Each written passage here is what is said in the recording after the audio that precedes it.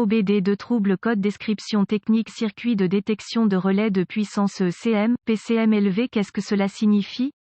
Il s'agit d'un code de diagnostic générique (DTC) et s'applique à de nombreux véhicules OBD de 1996 plus récents. Cela peut inclure, mais sans s'y limiter, les véhicules de Chevrolet, Ford, VW, Jeep, Audi, Chrysler, Dodge, Cadillac, etc. Bien que génériques, les étapes de réparation exactes peuvent varier selon l'année, la marque, le modèle et la configuration du groupe motopropulseur. Lorsqu'un code P0690 est enregistré, cela signifie que le module de commande du groupe motopropulseur PCM a détecté une anomalie dans le relais qui l'alimente en tension. Ce code particulier sera stocké si la tension du circuit du capteur du relais de puissance dépasse le paramètre maximum autorisé. Le relais d'alimentation PCM est utilisé pour appliquer la tension de la batterie en toute sécurité au circuit PCM approprié. Il s'agit d'un relais de type contact qui est activé avec un fil de signal provenant du contacteur d'allumage. Ce type de relais utilise généralement une conception à 5 fils. Une tension de batterie constante est appliquée sur un fil, au sol sur un autre. Un troisième circuit transporte un signal provenant du contacteur d'allumage et un quatrième fournit une tension au PCM. Le cinquième fil est le circuit de détection du relais de puissance. Il est utilisé par le PCM pour surveiller la tension du relais de puissance. Si le PCM détecte une condition de haute tension sur le circuit de détection du relais de puissance, un code P0690 sera enregistré et un témoin indicateur de dysfonctionnement 1000 peut être allumé. Un module de commande de groupe motopropulseur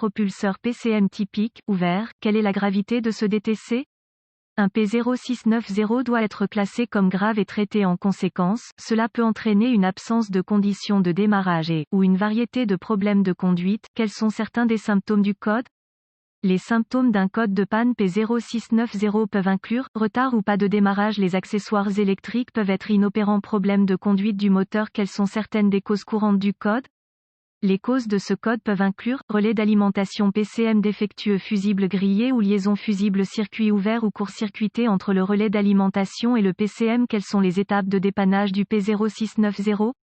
Un scanner de diagnostic et un voltmètre numérique (DVOM) seront nécessaires pour diagnostiquer un code P0690. Une source d'information fiable sur les véhicules sera également nécessaire. Vous y glanerez des organigrammes de diagnostic, des schémas de câblage, des vues de phase de connecteurs, des diagrammes de brochage de connecteurs et des localisateurs de composants. Vous y trouverez également les procédures et spécifications de test des composants et des circuits. Toutes ces informations seront nécessaires pour diagnostiquer avec succès un code P0690. Connectez le scanner au port de diagnostic du véhicule et récupérez tous les codes stockés et les données d'arrêt sur image. Notez ces informations car elles peuvent s'avérer utiles si le code s'avère intermittent. Après avoir enregistré toutes les informations pertinentes, effacez les codes et testez le véhicule, si possible, jusqu'à ce que le code soit réinitialisé ou que le PCM passe en mode de préparation. Si le PCM passe en mode de préparation, le code est intermittent et sera encore plus difficile à diagnostiquer. La condition, qui a provoqué le stockage du P0690, peut devoir s'aggraver avant qu'un diagnostic précis puisse être atteint. D'un autre côté, si le code ne se réinitialise pas et qu'aucun symptôme de conduite ne se manifeste, le véhicule peut fonctionner normalement. Consultez votre source d'information sur les véhicules pour les bulletins de service technique (BST) qui reproduisent le code stocké, le véhicule, année, marque, modèle et moteur, et les symptômes présentés. Si vous trouvez le BST approprié, il peut fournir des informations de diagnostic utiles. Si le code P0690 est immédiatement réinitialisé, procédez à une inspection visuelle du câblage et des connecteurs liés au système. Les harnais qui ont été brisés ou débranchés doivent être réparés ou remplacés au besoin. Si le câblage et les connecteurs semblent fonctionnels, utilisez votre source d'information sur le véhicule pour obtenir les schémas de câblage appropriés, les vues de phase des connecteurs, les diagrammes de brochage des connecteurs et les organigrammes de diagnostic. Une fois que vous avez les informations pertinentes, testez tous les fusibles et relais du système pour vous assurer que le relais d'alimentation PCM est alimenté par la tension de la batterie.